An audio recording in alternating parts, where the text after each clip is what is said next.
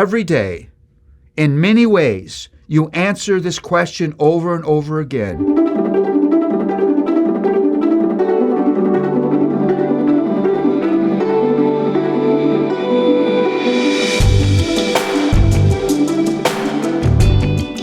Well, we're in our study of John, we're in John 7, and we're in a section right in the middle of John of a few chapters where John records Jesus publicly defending and explaining his identity and mission. And because of these are very, very important chapters loaded with gospel content.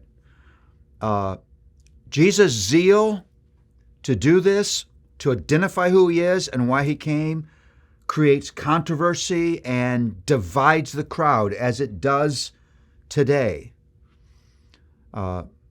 And the verses we're going to look at really focus on the question of questions. Let me read John 7, 25 through 31. Some of the people of Jerusalem therefore said, "Is not this the man whom they seek to kill? And here he is speaking openly, and they say nothing to him. Can it be that the authorities really know that this is the Christ? But we know where this man comes from. And when the Christ appears, no one will know where he is from." So Jesus proclaimed as he taught in the temple, "You know me, and you know where I came from. But I have not come on my own accord. He who sent me is true, and him you do not know. I know him, for I have come from him, and he sent me." So they were seeking to arrest him, but no one laid a hand on him, because his hour had not yet come. Yet many of the people believed in him. They said, "When Christ appears, will he do more signs than this man has done?" The crowd is sort of surprised at the courage of Jesus. Even though Jewish leaders are seeking to kill him, he's still publicly preaching and teaching and declaring who he is. Well, Jesus did that because he knew the plan of God. He knew that his time to die had not yet come. And in this passage, we do consider the question of the questions. I think a lot of the time that insightful people are not the people first with the right answers, but people ask the right questions, because you don't get to the right answers unless you ask the right questions. Now, let me set up the situation in which Jesus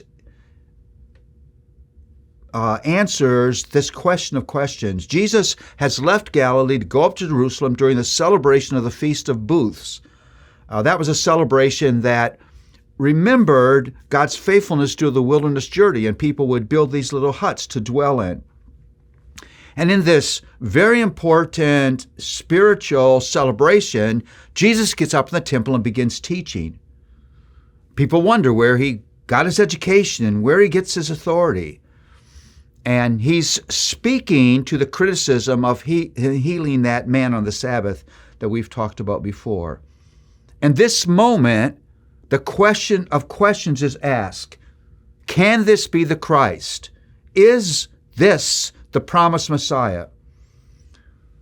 And there really is no more important question than you could ever ask, because your answer to this question will determine not just the nature of your life right here, right now, but your eternal destiny. This question, is this the Christ, is really a matter of life and death, heaven and hell. And notice there are two answers in this group. One group says there's physical evidence that this could not be the Messiah. We know where he's from. He's just a delusional guy from Nazareth. But there were many others who believed on him based on his words and work. And so I would ask you, will you take Jesus at his word today? Not just for your salvation, but for everything in your life. Will you entrust your marriage to him? Will you entrust your children to him? Your friends, your finances, your inner peace and hope, your courage to live in this fallen world? Will Jesus be the reason you do and say what you do? Every day, in many ways, you answer this question over and over again. resting in his existence and grace, or denying his existence and taking your life into your own hands? Well, there's grace for you so that you would answer this question, yes, this is the Messiah, and I offer my life to him.